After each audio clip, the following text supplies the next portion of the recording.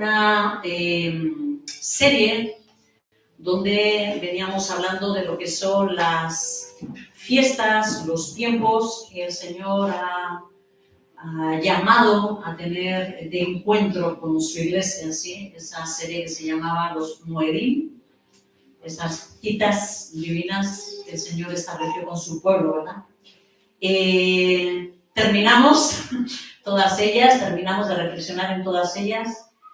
No sé si la petaca está medio colocada, medio suelta, vamos a ver. Yo creo que... Colócame otro, ¿no? Sí, no sé. Es que recaso. Así que preguntando al Padre, ¿no? ¿Cuál podía ser el siguiente tema? ¿Qué era lo que él quería que yo pudiera meditar, ¿no? Para meditar juntos, ¿no? Él me traía a la mente esa carta a los Efesios. Así que lo que voy a hacer hoy es hacer una introducción, ¿vale? Lo que quiero es introducir simplemente la carta, crearos sed, hambre, ganas de poder leer esta carta, aquellos que quizás no lo hayáis hecho, de leerla despacio, con tranquilidad. Yo no sé si vuestra hija, no sé qué edad tiene, pero ¿no te animas a bajar abajo con los demás chavales? ¿Prefieres estar aquí? Vale, espero que no te aburras.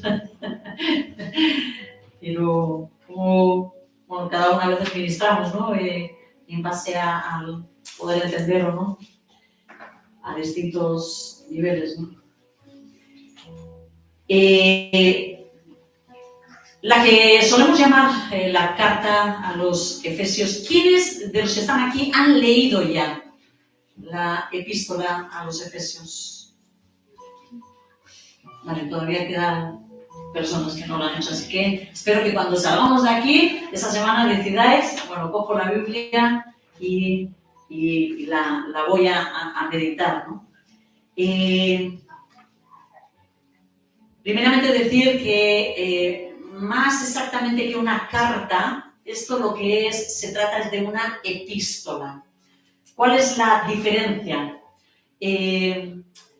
La epístola más bien vendría a ser una carta que se escribe cuando tienes un público múltiple, ¿sí? No es alguien concreto a quien estás escribiendo, ¿sí? Una carta normalmente decimos cuando pues yo escribo quizás a Uciel, hay algo que yo tengo que notificar o decir a Uciel o le quiero mandar saludos porque estoy fuera y quiero, pues no sé, que sepa de mí, ¿vale? Pues eso es una carta, no alguien en concreto, ¿vale? Pero cuando nosotros hacemos un escrito que quizás tiene una forma de carta, pero tiene un público general, entonces ahí hablamos de una epístola, ¿de acuerdo? Entonces, esta vendría a ser más bien una epístola, aunque como es una palabra tan extraña, al final siempre acabo, cuando estoy redactando, diciendo carta, ¿vale?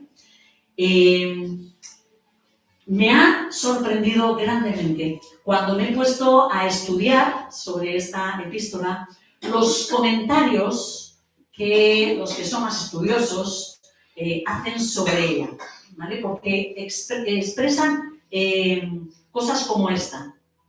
Algunos han dicho, algún autor ha dicho, es una de las composiciones más divinas del hombre, ¿sí? Otro autor decía, es la corona y el punto culminante de la teología de Pablo. Es como que aquí hay algo fuerte, ¿no? Algo, y verdaderamente sí, hay algo muy divino en medio de toda esta carta. Así que yo espero que podamos adentrarnos poco a poco, vosotros sabéis cómo son las series, despacito y con buena letra, intentando meditar en ellas, ¿no? Que podamos adentrarnos en este libro de una forma en la que podamos disfrutar de la riqueza que el mensaje que Pablo implantó, voy a decir, en ese mensaje, ¿vale? Se dice de esta carta que es, o de esta epístola, que es una carta, que es el libro más contemporáneo de la Biblia. ¿Qué significa contemporáneo? A ver, que hay varios adolescentes, entonces vamos a ir aclarando cosas. ¿Qué significa contemporáneo? Fuera del tiempo. ¿Fuera del tiempo? Que no tiene tiempo, o sea, que no tiene un tiempo concreto que vale para cualquier momento. Contemporáneo. Lo contrario, ubicado en el tiempo, ¿sí? Ubicado en el tiempo. Contemporáneo, actual, ¿sí? Actual, de ahora, de este tiempo, ¿sí? Es una carta, es un libro, digamos, que serviría perfectamente para ser escrito ahora, hoy en día. Todo lo que Efesios transmite, voy a decir, es algo que nos vale perfectamente para hoy. Sería una carta que la podríamos haber recibido de Pablo en el propio día de hoy, ¿no? Salvo alguna mención que hace de los esclavos, ¿sí? De la esclavitud, que eso es algo que a nosotros ya, gracias Señor, bueno, no sé, nos resulta ciertamente como extraño, ¿no? Salvo eso, esa mención, todo lo demás, voy a decir, es completamente contemporáneo, completamente actual, ¿sí? Porque Efesios habla de los seres humanos, de los conflictos que tienen los seres humanos, de su pecado, ¿verdad? Y además, lo que va a hacer es describirnos a un Dios que va a llegar hacia esos seres humanos para crearlos de nuevo.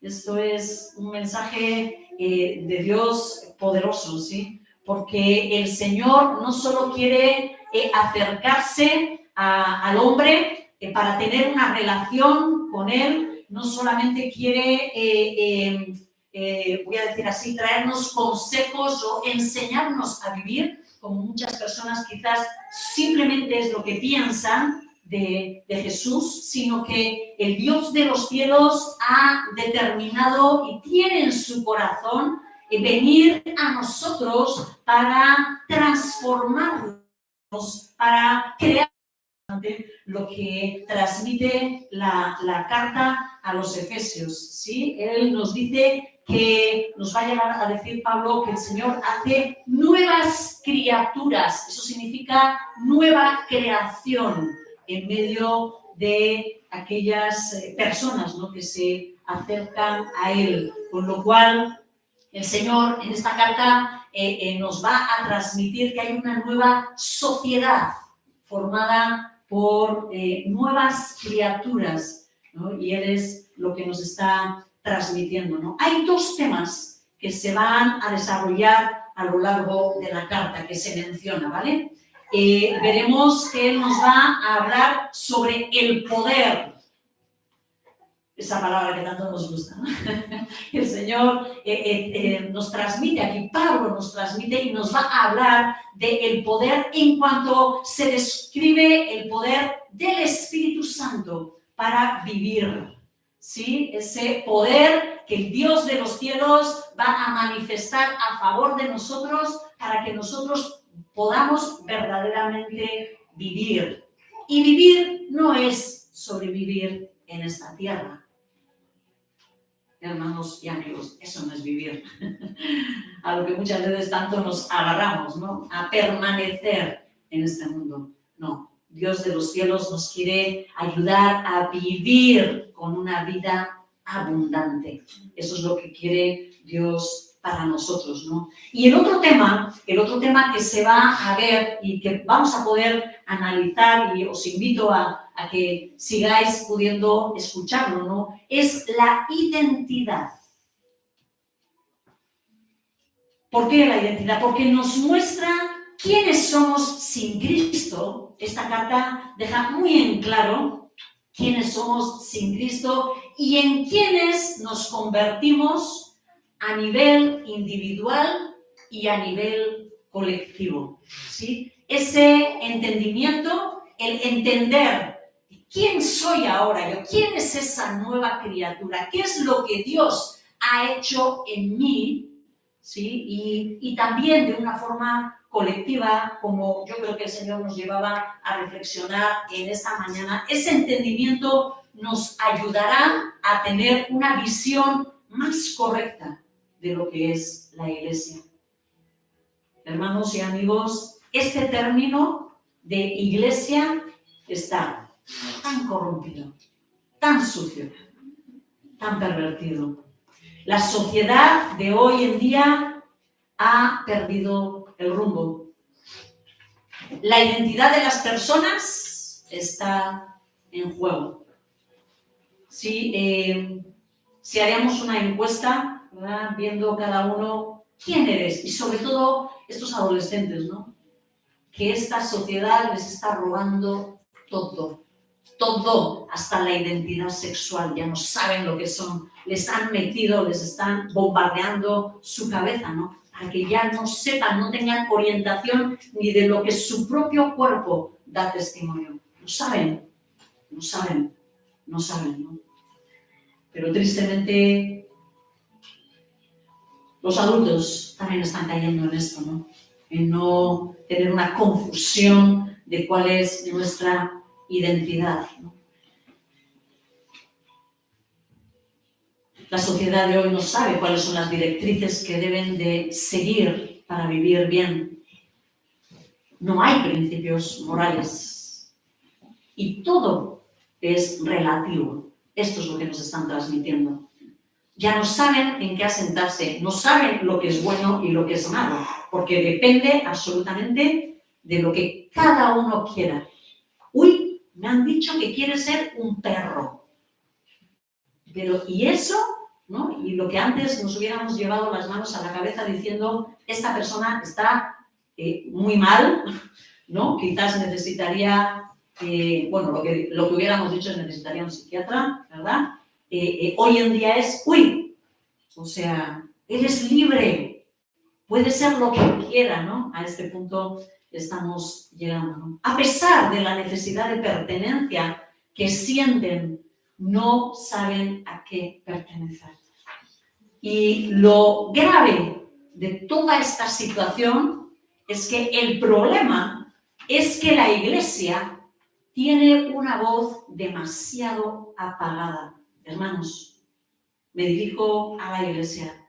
La sociedad no nos oye. La sociedad no nos oye. La voz de la Iglesia está demasiado apagada. No está pudiendo dar respuesta a lo que esta sociedad clama por entender. No saben lo que pensamos. No nos oyen. Más bien, lo triste es que la Iglesia está viviendo demasiado en forma similar a cómo viven aquellos que no le conocen. Y esto implica que en vez de ser una ayuda, en vez de ser la salida para esta sociedad desorientada, nosotros hemos sido contaminados con ella y no la estamos pudiendo ayudar. Sal, hermanos, sal. Es a lo que nuestro Señor Jesucristo nos llamó a ser. La sal de este mundo. ¿Os acordáis que alguna vez hemos meditado en eso? Para que no se pudra. Para que no se pudra. Y la realidad es que la sociedad sigue en avance. Sigue en avance. El Dios de los cielos le está llegando el pecado de esta sociedad que huele delante de su presencia a podrido, os lo aseguro, hasta que dé el golpe en la mesa, ¿verdad? Cuando dice la palabra que llegue el pecado a su colmo. Esta expresión en su día me llamó la atención porque es como que las cosas, ese pecado se va acumulando, ¿verdad? Se va amontonando a tal punto, sí, que esta expresión, ¿sabéis qué significa? Que llegó a las narices de Dios. Eso es lo que significa, llegó a su colmo. Ya le ha llegado aquí, no tiene cabida más. Dios va a tomar una determinación, ¿verdad?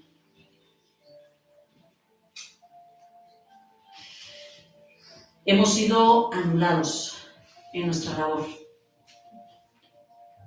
Y está viniendo a mí ese versículo que dice, ¿no? Esa profecía que dice que cuando la sal nos sirve para salar, ¿qué ocurre? ¿Os acordáis? Es hollada por los hombres, es pisoteada, ¿sí? Nos dedicamos a exaltar más bien las cosas que tenemos en común con el mundo, en vez de valorar lo diferente. ¿Sabéis lo que necesita la Iglesia? Una reforma. La Iglesia vuelve a necesitar una reforma. Te voy a preguntar, ¿qué sueles destacar tú de la Iglesia a las personas que conoces? Cuando tú hablas de la Iglesia, ¿de qué les hablas? ¿De la enorme diferencia de las cosas que nosotros tenemos y podemos aportar? O muchas veces nuestro discurso va, bueno, tampoco somos tan diferentes, ¿eh? Tú cuando entres no te vas a encontrar con gente rara, ¿eh? ¿No? Si somos iguales, no te preocupes, no. Tú ven a la iglesia, solemos decir, ¿verdad? Ven a la iglesia, tú te vas a encontrar, o sea, ¿tú me ves a mí rara? No sé si me explico, ¿sí? O sea, como que nuestro objetivo suele ser cuán parecidos somos a vosotros. Si vas a encontrar músicos y vas a encontrar hasta una batería, sí, claro, ¿no? Es como que de lo que presumimos, ¿no? De cuánto nos podemos parecer, ¿verdad? A las cosas que pudiera llamar la atención en este mundo, ¿sí? Eso es lo que hay en nuestra mente, eso es lo que hay en nuestro corazón. Espero que el mensaje de Efesios a lo largo de toda esta serie nos ayude a ser conscientes y a recibir también la gracia y el amor de Dios, que es algo que se nos transmite en esta carta. Hemos sido concebidos para permanecer en Dios, y me estoy refiriendo a aquellas personas que han sido engendradas en Jesús, ¿sí? Nacidas de nuevo. Hemos sido concebidos para pertenecerle. Él ha estado desde los tiempos, veréis que nos va esta carta nos va a revelar que ¿sabéis desde hace cuánto tiempo Dios estaba pensando en ti? Desde la eternidad. Desde la eternidad. Ya te tenía en cuenta. Desde la eternidad. Han sido diseñados, ¿no? Y como Él ha estado y está obrando para hacer que nuestra relación con Él sea una realidad. El Señor nos ofrece todos los privilegios de la vida, pero en unión con Cristo. ¿Sí? Todo aquello que el Señor nos va a querer dar, vais a ver que el Señor nos quiere compartir no solo sus maravillas, el Señor lo que quiere es compartirnos a Él mismo. Y voy a hacer un inciso aquí.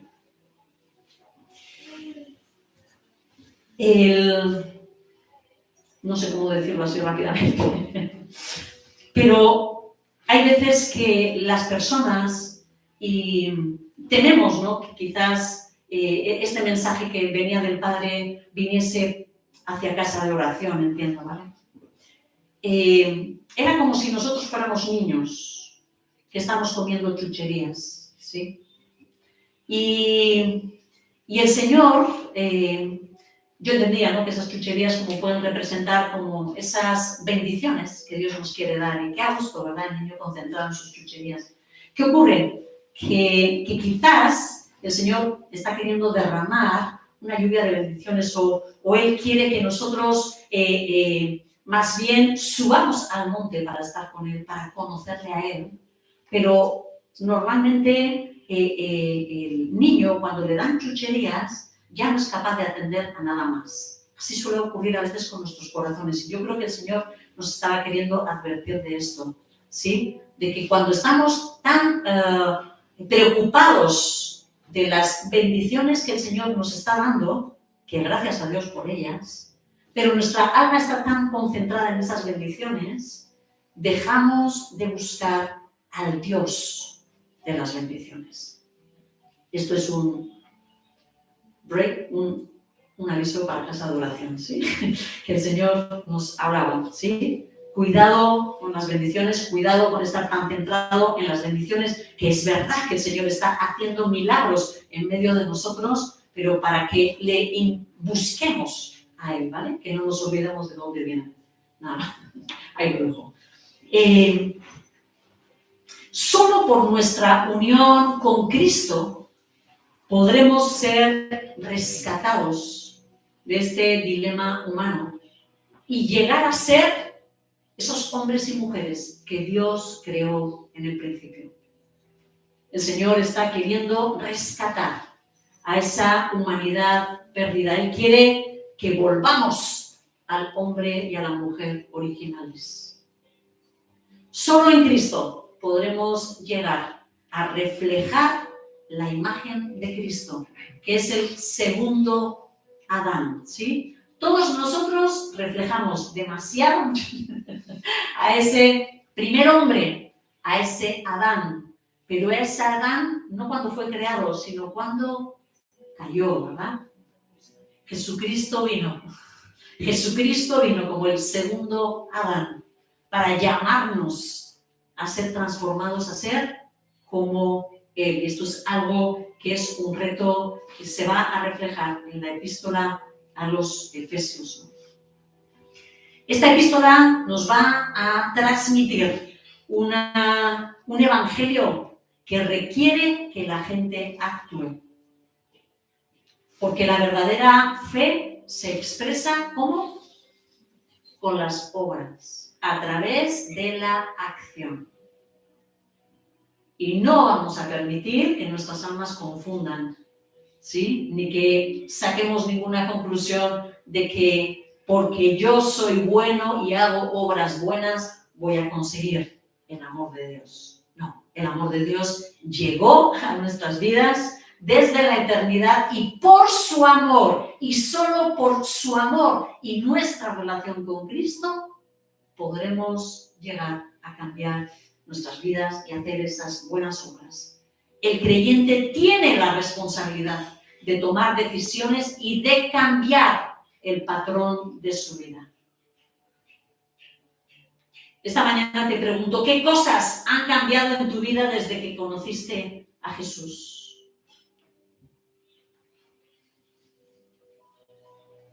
¿Solamente la rutina de los domingos a la mañana? Porque, ¿cómo solemos decir? Vamos a la iglesia. Entonces, ¿qué será la iglesia? ¿Qué es la iglesia para nosotros? Seamos honestos, ¿qué es la iglesia para nosotros? Muchas veces, un local. Un local. ¿Será esto lo que el Señor venía a rescatar a los locales? Espero que esta carta nos hable, el Espíritu Santo nos hable a través de esta carta, ¿no? ¿Siguen gustándote las mismas cosas que cuando te encontraste con Jesús? ¿Sigues pensando con los mismos principios que de antes de conocerlo?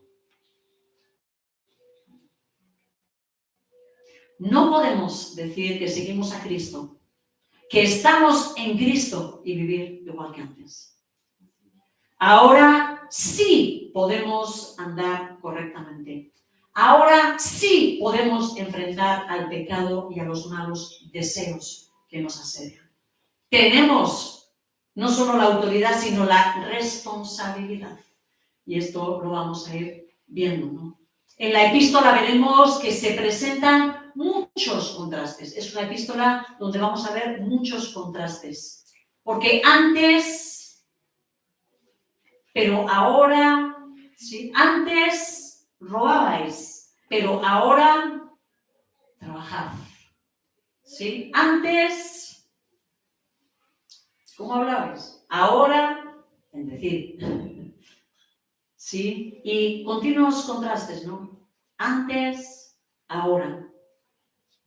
Hay un versículo que resumiría, digamos, todos estos contrastes y dice en el capítulo 5, versículo 8, dice así: porque antes erais tinieblas, pero ahora sois luz en el Señor. Luz en el Señor.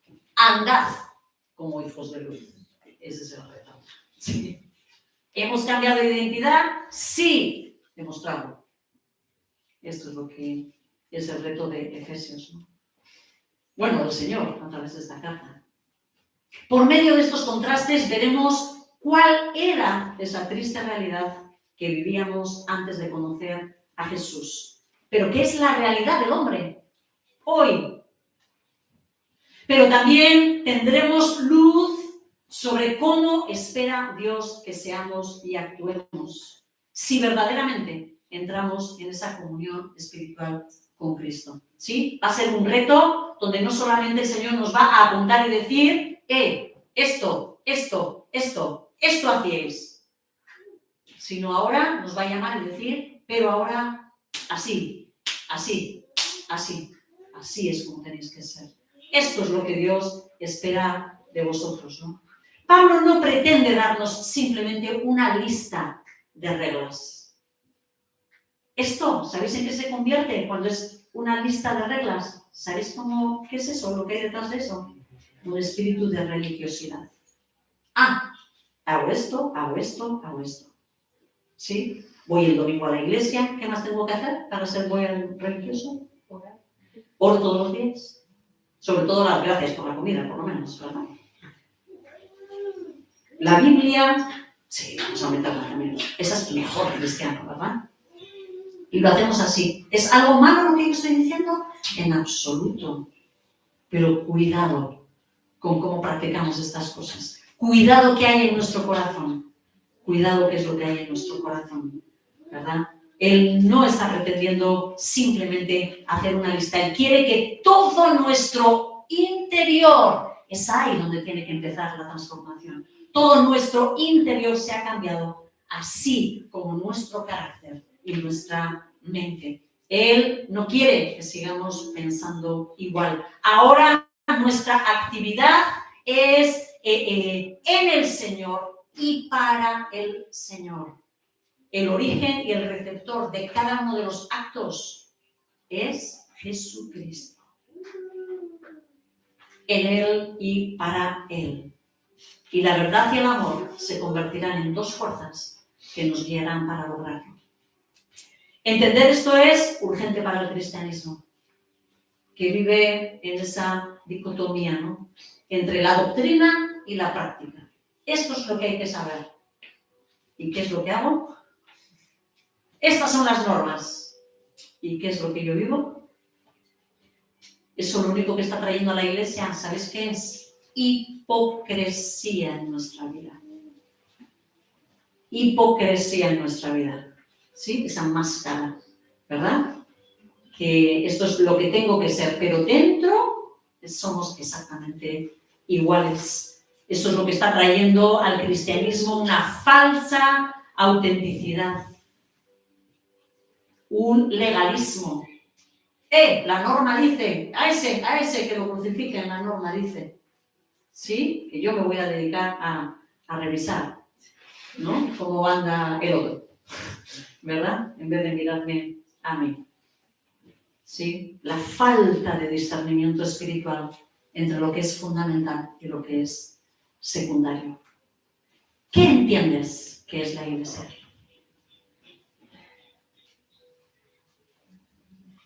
La verdad y el amor se van a ver impregnadas en las relaciones personales. No solo con Dios, sino también entre nosotros. La carta nos va a transmitir no solo cómo tenemos que ser nosotros, sino nos va a transmitir y nos va a hablar de quiénes somos. Tan cierto como que somos parte de Cristo es que somos parte los unos de los otros. Y esto nos cuesta más, hermanos. Esto nos cuesta más. ¿sí? Por ello, los temas de la unidad, la paz, el cuerpo de Cristo van a tener un papel importante en esta carta. Pablo nos va a hablar de un cuerpo, nos va a hablar de un edificio, nos va a hablar de una familia, nos va a hablar de el matrimonio. Absolutamente todos diseños que nos hablan de Cristo.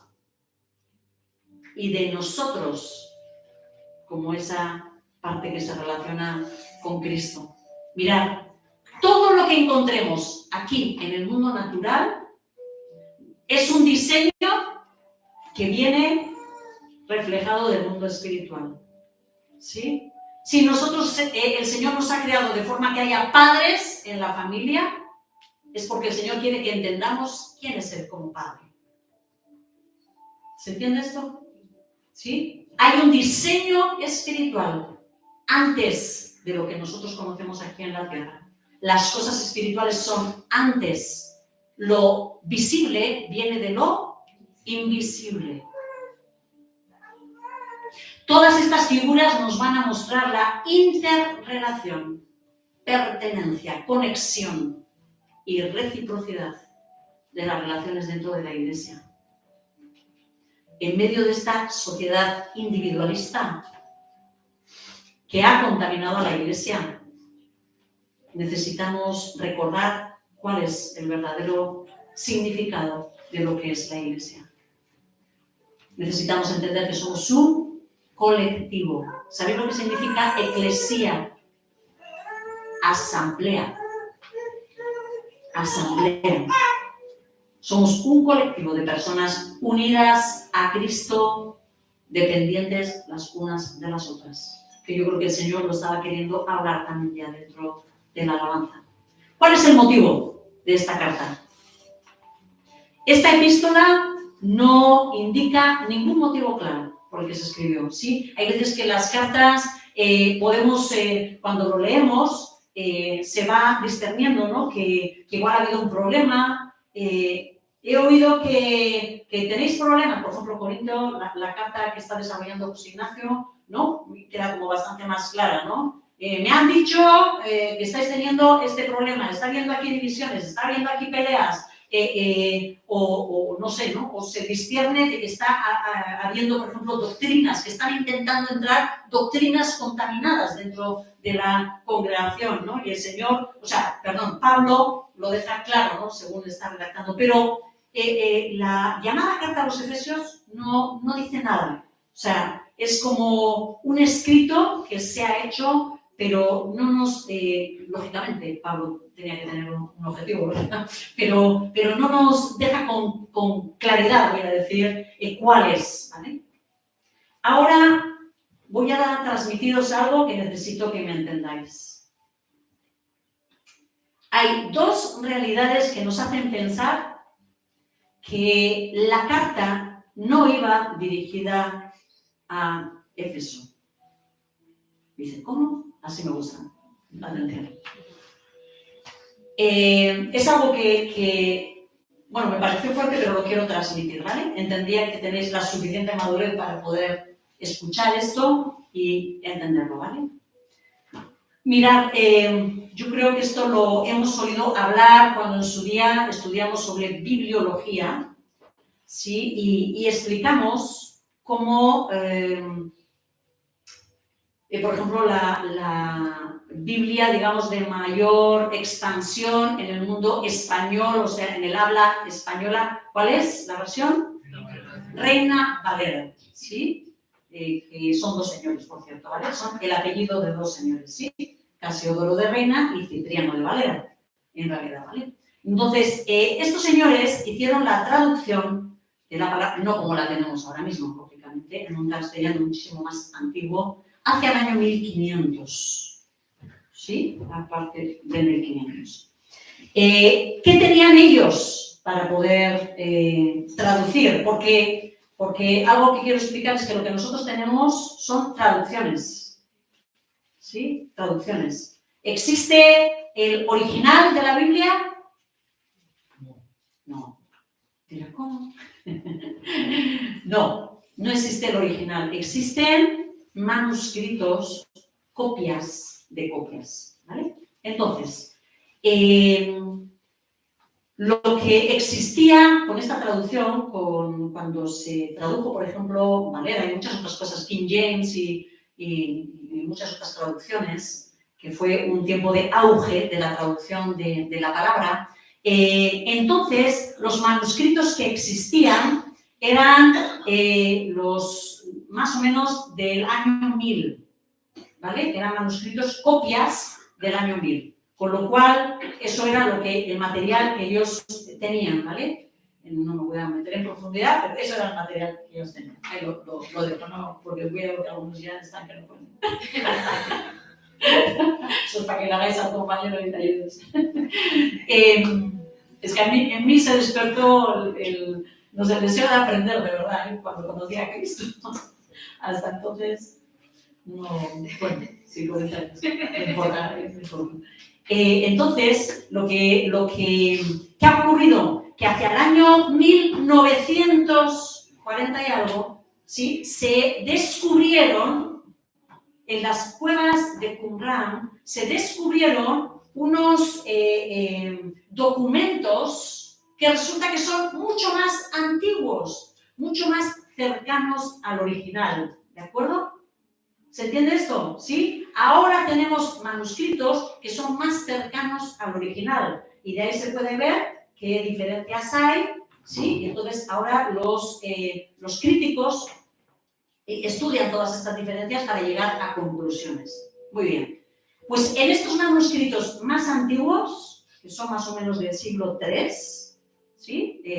O sea, en el año 200 y pico, del siglo III, no aparecían la palabra en Éfeso. ¿De acuerdo?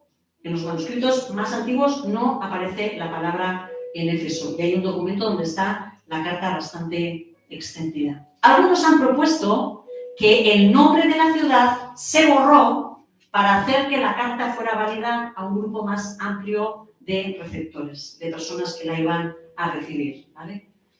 Pero, bueno, la mayoría de los eruditos más bien consideran que esta expresión se añadió posteriormente. No tanto que se borró estando al comienzo, sino que más bien se añadió posteriormente, ¿no? ¿Por qué Éfeso? Pues porque Éfeso era la ciudad más importante en la zona a donde iba dirigida la carta, ¿no? A creyentes gentiles, ¿sí? El otro argumento es que es muy probable que el autor no conociera personalmente a los receptores de la carta. ¿Quién ha leído el libro de Hechos? Igual los mismos que los de Efesios. Muy bien.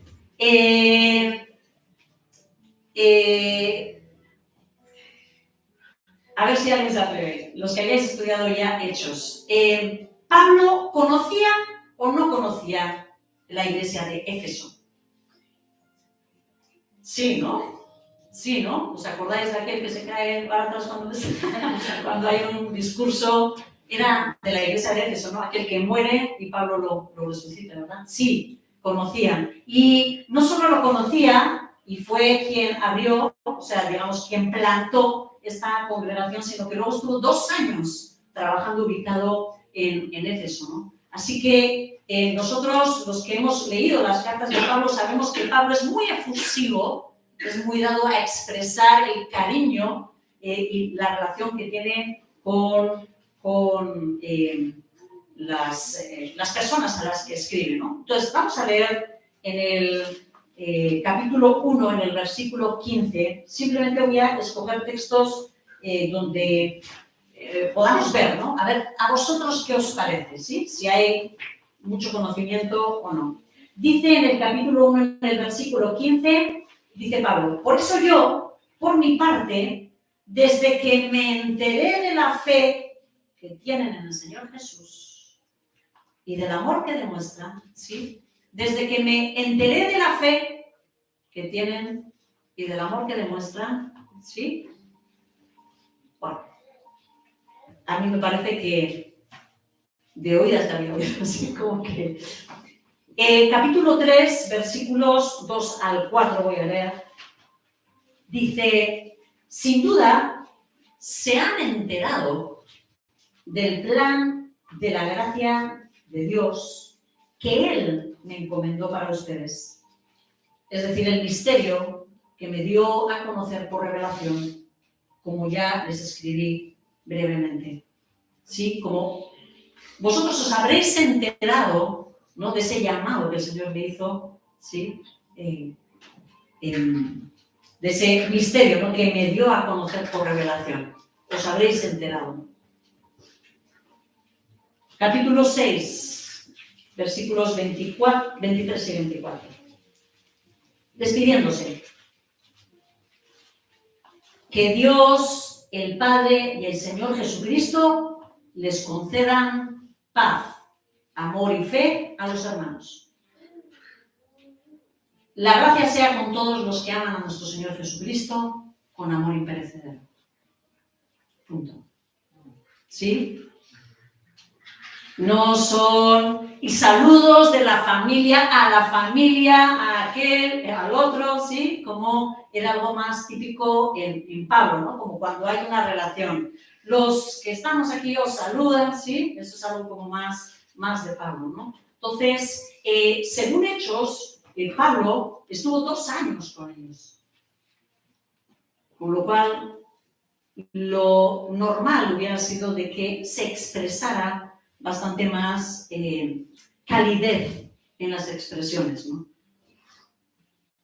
Fijaros a qué punto llegó este análisis, ¿sí?, ya de los teólogos, que a finales del siglo XIX algunos teólogos alemanes incluso comenzaron a cuestionar la paternidad de Pablo.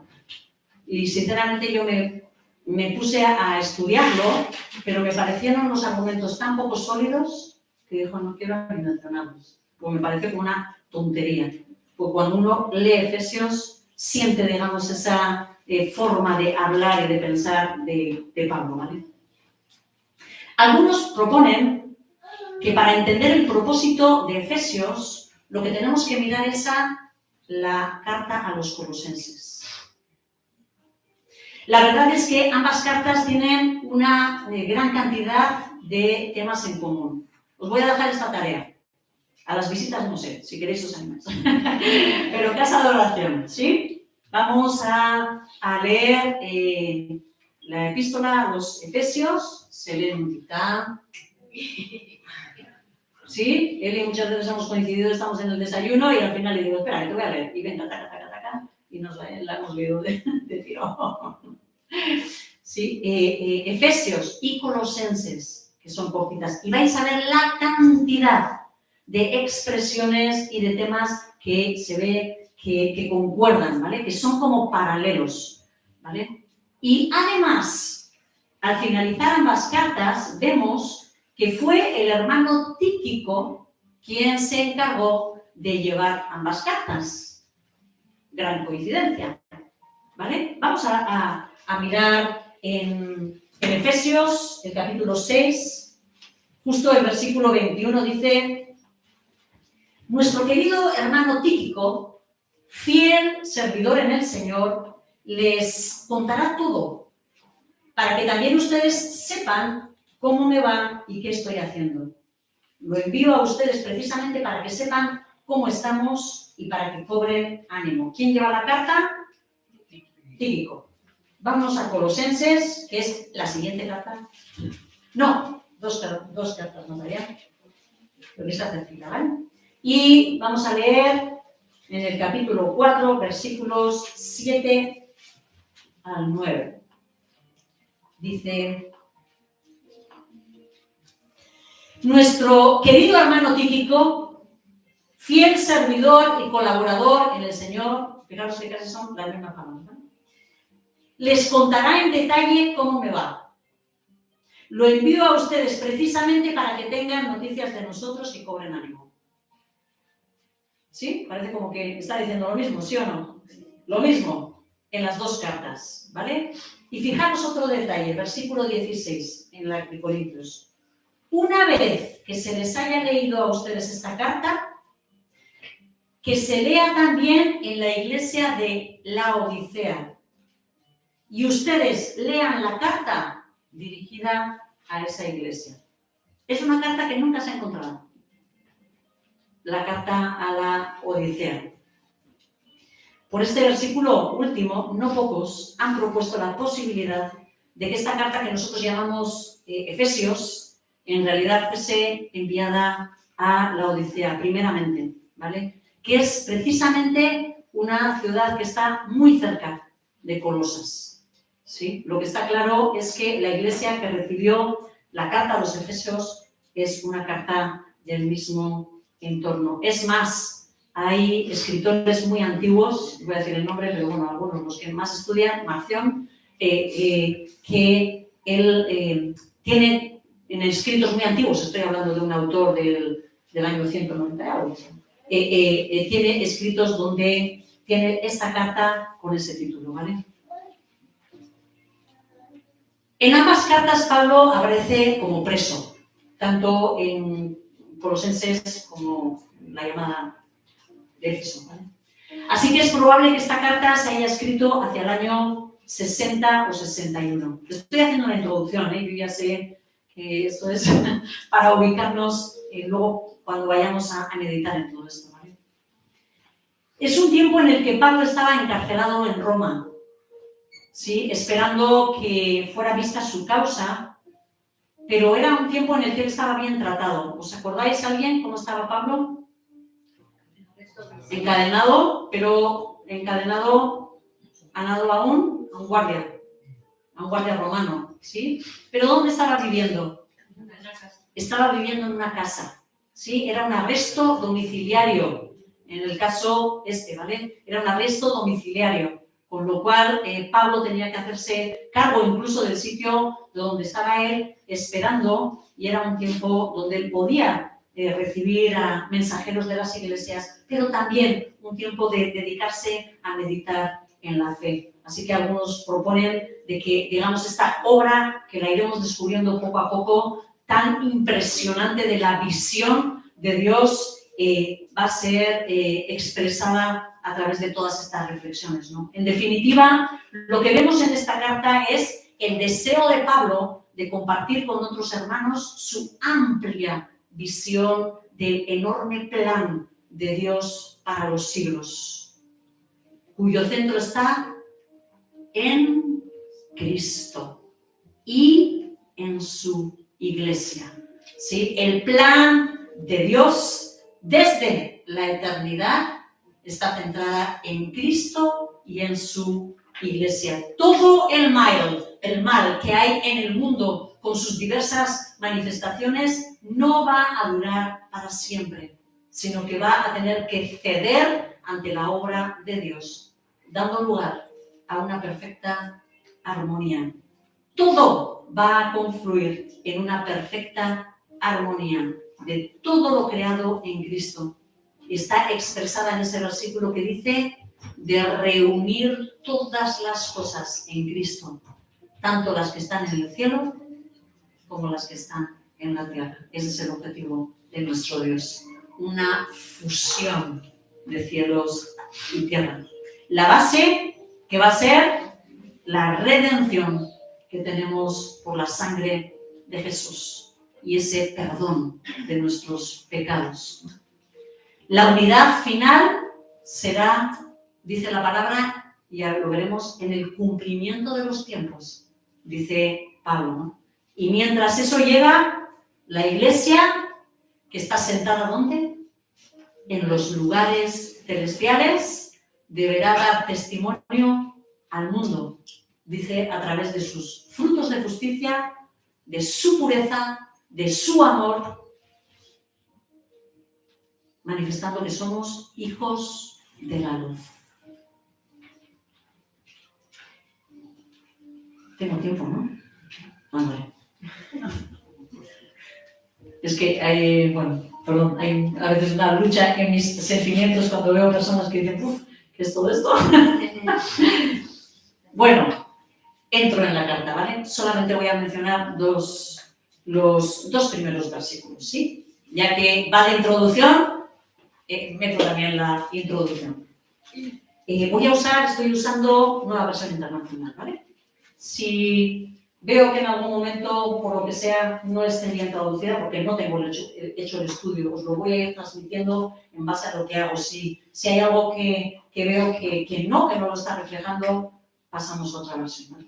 De momento dice así: Pablo, apóstol de Cristo Jesús por la voluntad de Dios, a los santos y fieles en Cristo Jesús, que están en Éfeso, entre comillas, puesto o no puesto, que Dios nuestro Padre y el Señor Jesucristo les concedan gracia y paz. Mirad, en el mundo antiguo las cartas siempre tenían un formato, ¿no? Bueno, igual que ahora también, ¿no? No sé si ya se estudia o ya no se estudia, porque ya no sé si se escriben ni cartas. ¿Soléis estudiar el formato? ¿Habéis visto alguna vez que si la cabecera, que si el lugar, las fechas y esas cosas? Vale. Pues parece que todavía existe el formato de la carta, ¿vale? Parece que sí. Bueno, en el mundo antiguo algo así también había, ¿vale? Un formato de cómo se debía de transmitir una carta, ¿sí? Comenzaba normalmente identificando al autor. Maite, a los destinatarios, a casa de oración, ¿sí? Y normalmente iba seguido de un saludo o un deseo de salud, normalmente. Te deseo salud. Os deseo salud. Casa de oración. Os deseo salud. ¿Sí? Y luego a continuación se desarrollaba el cuerpo de la carta, ¿sí? Y por último había una conclusión y contenía un saludo, ¿sí? Saludos de José Ignacio, que está muy bien y tal, ¿vale? Y ahí se dejaba la cosa.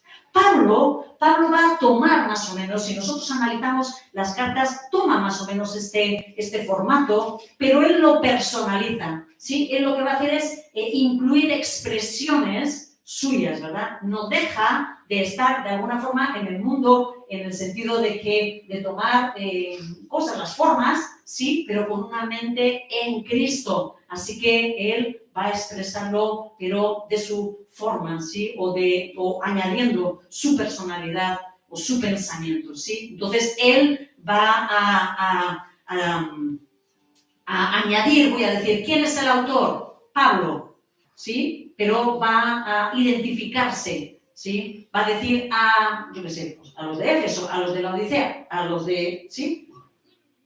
Pero añade, ¿no? Una expresión, ¿sí? Y luego expresa un deseo que no solamente es salud, ¿sí? Él va a desear gracia y paz. Pablo se presenta como apóstol nombrado por Dios. ¿Qué es para vosotros apóstol? Así. Venga, en vez de que yo os lo digo, vosotros me lo decís. ¿Alguien que anuncia el Evangelio? ¿Alguien? Que anuncia el Evangelio. Alguien que anuncia el Evangelio.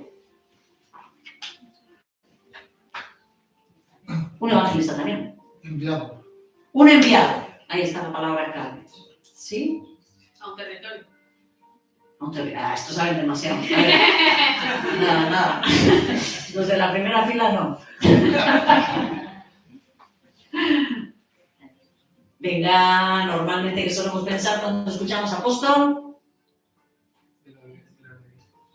¿Cómo? De los 12, empezamos en los 12. En los 12, sí, normalmente solemos pensar en 12 personas, ¿verdad? Solemos pensar en 12 personas. Esa expresión apóstol se usaba para calificar, o casi como un título, vamos a decir, a un grupo de 12 personas que habían convivido, que habían recibido un discipulado ¿de quién? De Jesús mismo, ¿vale? En ese sentido se dice, y los 12 apóstoles, ¿vale? Pero esta palabra tiene una mayor amplitud de entendimiento, ¿sí? La palabra apóstol. podríamos decir que hace referencias también a aquellos que vieron a Jesús resucitado.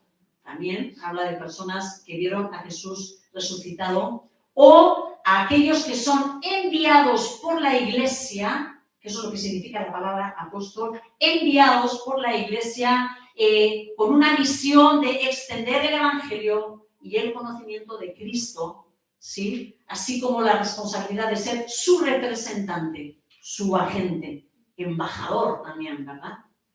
De hecho, la palabra apóstol, bueno, significa eso, ¿no? Enviado. Pablo, al ser apóstol de Cristo Jesús, por la voluntad de Dios, lo que está haciendo aquí, se está presentando aquí para determinar que él tiene la autoridad delegada por ¿quién? ¿Quién le envió?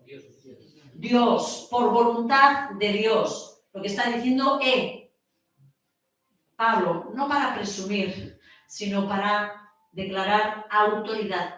Escuchadme.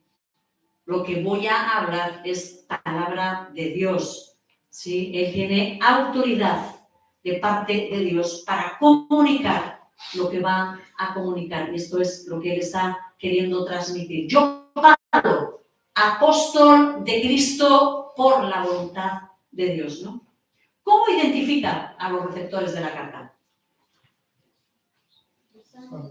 Santos. Ay, wow. ¿Y cómo se llama tu amigo? No me acuerdo. Fernando. Venga, Fernando. No marrón me ha metido, ¿no? Estamos aquí en compañía, estamos en familia. Cuando tú oyes la palabra santo, ¿qué te viene a la mente?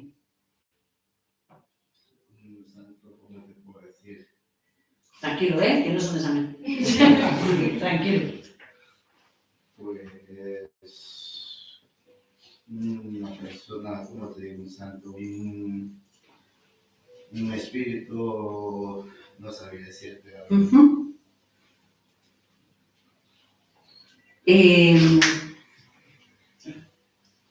Rango, familia Rango. Un santo. Un santo. ¿Qué viene a la cabeza? A mi cabeza lo que viene un santo es una persona que es pura limpia, que tiene más que todo conocimiento de la palabra, es lo que hace entender un poco. Ajá. Muy bien, ya conoce más. Pero la realidad es que normalmente, yo creo que es lo que Fernando estaba diciendo, y si lo digo igual, normalmente lo que nos viene a la mente es una persona intachable, que hace grandes cosas o que incluso ya ha llegado a realizar milagros, ¿sí o no? ¿Sí o no? Venga, Fernando, confiésalo, ¿sí o no? ¿No? Porque a todos nos venía eso, o sea, a la mente, ¿no? Por el contexto en el que vivimos, es así. ¿Sí? Santo. Ay, wow, esto es demasiado elevado, ¿verdad? Sin embargo, aquí Pablo está transmitiendo este adjetivo, este título, por así decirlo, a las personas que son receptoras de la carta, ¿no? Pablo no está hablando de que la piedad de estos hombres es algo extraordinario y que nos reverenciemos delante de ellos, ¿vale? Más bien lo que está subrayando es que, pero esto es algo que tú no podías saber, es que la palabra santo de lo que nos está hablando es de que es algo separado por Dios y para Dios, ¿sí? Una persona separada. Lo que está queriendo es enfatizar cuando Pablo dice a los santos es que es ese colectivo de hombres y mujeres escogidos, separados para ser el pueblo de Dios, ¿vale? Con lo cual, santos, no vamos a hacer vitrina, no vamos a hacer, no sé cómo llamarle, ¿verdad? No. ¿Sí? Los santos son todos aquellos que han sido separados para, en pureza, en santidad, entregar, ¿no? Su vida y dedicarla al Señor, ¿vale? También los va a presentar como fieles en Cristo Jesús. Y esa palabra fieles puede referirse a alguien que ha demostrado ser leal. ¿Sí? Está hablando como aquellos que sois apartados, pero que habéis demostrado vuestra lealtad, o también puede aludir al hecho de tener fe. ¿Sí? Al hecho de tener fe. Es ser un creyente en Cristo. Esa palabra fe, fiel, ¿sí? Puede significar lo mismo. ¿Sí? En la expresión en Cristo encontramos uno de los puntos más difíciles de los escritos de Pablo. En Cristo. ¿Cuál es ese lugar? En Cristo. ¿Sí? Él afirma que el creyente está en Cristo en un sentido posicional. ¿Sí? Nosotros formamos parte de Cristo. Es lo que Pablo nos está queriendo decir. Formamos parte de Cristo. Hay una unidad e identidad que el creyente comparte con Cristo. A través de la obra de Jesucristo nos hace uno con Él. Uno con Él. Quizás yo pensaba, ¿no? Imaginaros un cuerpo y nosotros cuando entramos en esa comunión, en esa identidad con Cristo, lo que llegamos a ser es una célula, ¿sí? Del cuerpo de Cristo. Algo así, como para entenderlo, ¿vale? Nuestra posición está en el propio Cristo, ¿no? Formando parte de Él. El deseo de Pablo para sus oyentes es que disfruten, después les desea gracia y paz. Gracia y paz de parte de Dios Padre, y Él hace una distinción muy clara para aquellos que dicen, no importa, hay una iglesia que creo que se llama unitaria, una iglesia unitaria, ¿verdad? Como que solo Jesús, solo hay Jesús, ¿sí? Hay otros que solo hablan del Padre, ¿verdad? Sin embargo, aquí nos está diciendo que esa gracia y esa paz provienen ¿de quién? Del Padre y del Hijo, ¿sí? Con toda claridad, del Padre y del Hijo, ¿sí? La gracia. Ya no me pregunta nada. Ya no vuelvo a esto. La gracia. ¿Qué significa la gracia? Llega por medio de la fe. ¿Cómo? Es una virtud, ¿no? Que por medio de la fe la recibimos, la gracia. Es una virtud que adquirimos por medio de la fe. Regalo. Es un regalo.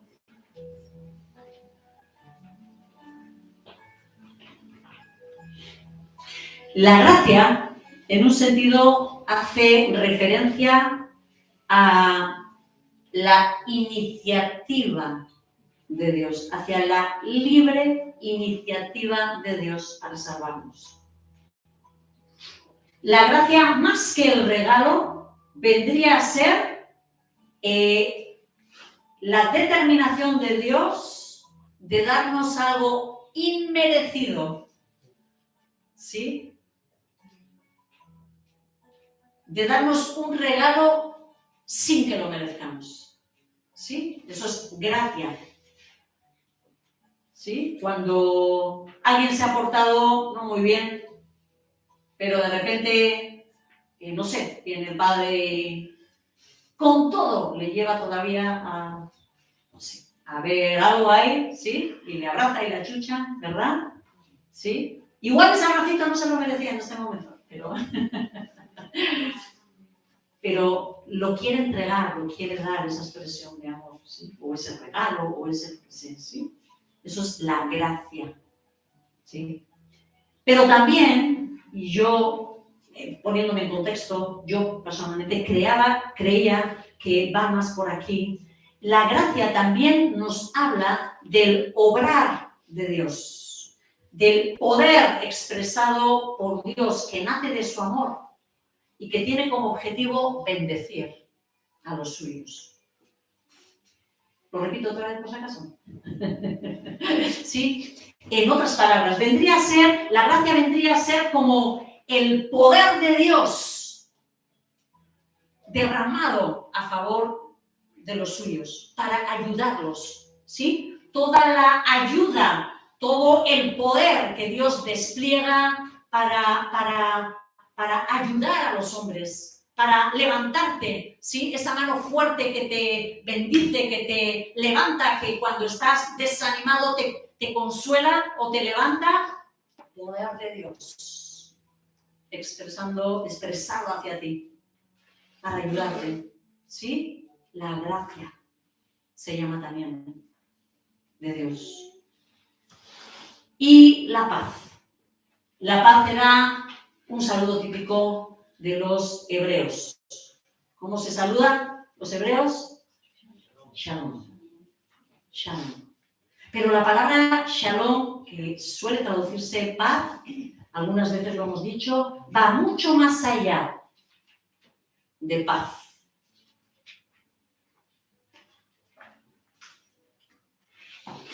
¿Qué entendéis que estaba deseando Pablo? Shalom, hermanos. Venga, ánimo. No le he tratado tan mal, ¿no? Prosperidad, salud. Prosperidad, salud, Seguridad, confianza. Todo el buen deseo está dentro de la palabra shalom, hermano. ¿Sí? Que tengas paz. Pero es una paz, como dice Jesús, no como el mundo la da. ¿No? Sino es una paz que sobrepasa todo entendimiento. ¿Sí? Es una paz dentro de tu alma. Ese es el deseo de Pablo para los receptores de esta carta, ¿sí? Shalom, ¿sí? Que tengas gracia, ¿sí? Ese poder de Dios a favor de ti, que el Señor nunca detenga su mano sobre ti para ayudarte y tengas paz, ¿sí? Una armonía completa dentro de tu ser. Para con Dios, para con los demás y para contigo mismo. ¿Cuánto necesitamos de este shalom, verdad? ¿Cuánto necesitamos de este shalom? Sí. Ese era el deseo de Pablo, ¿no? Y tanto el uno como el otro, la gracia como la paz, se manifestarán en sus vidas, en nuestras vidas, a través del obrar de Dios Padre y de el Señor Jesucristo.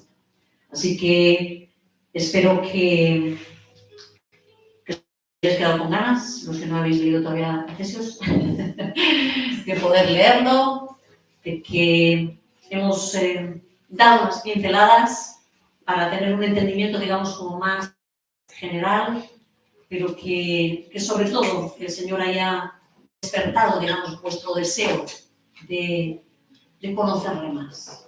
Porque tenemos un Dios tan maravilloso, tan impresionante, que quiere darnos identidad, que quiere darte un propósito para tu vida, para que sepas que no es una casualidad que estés en este mundo.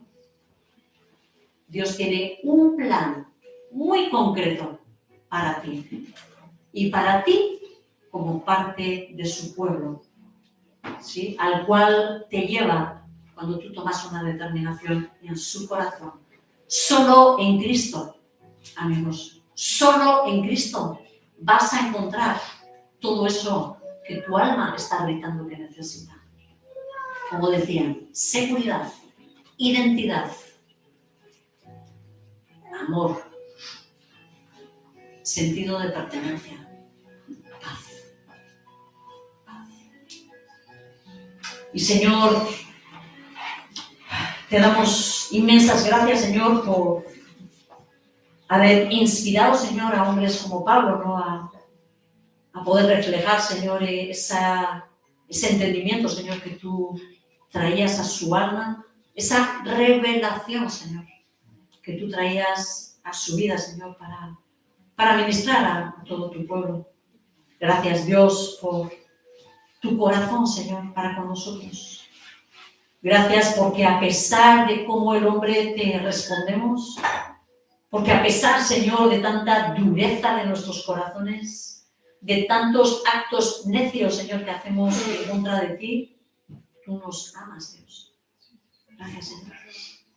Gracias, Señor, por el plan impresionante que tú tienes para que se cumpla en los tiempos determinados, para que se cumpla ya en nuestras vidas, Señor.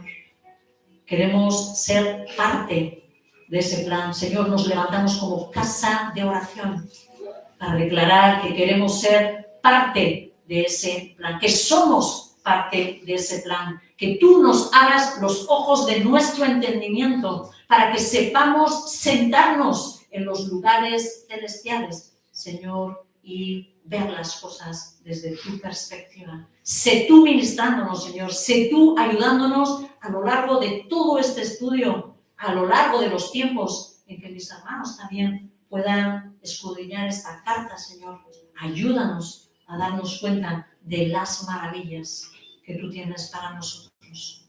Atrae, por favor, a ti mismo a aquellos que te necesitan, Señor, como nosotros te necesitamos. Atráelos, Señor, a todos aquellos que quizás en este momento no son conscientes de que es a ti a quien te están buscando. Cuando buscan un propósito, cuando buscan la paz.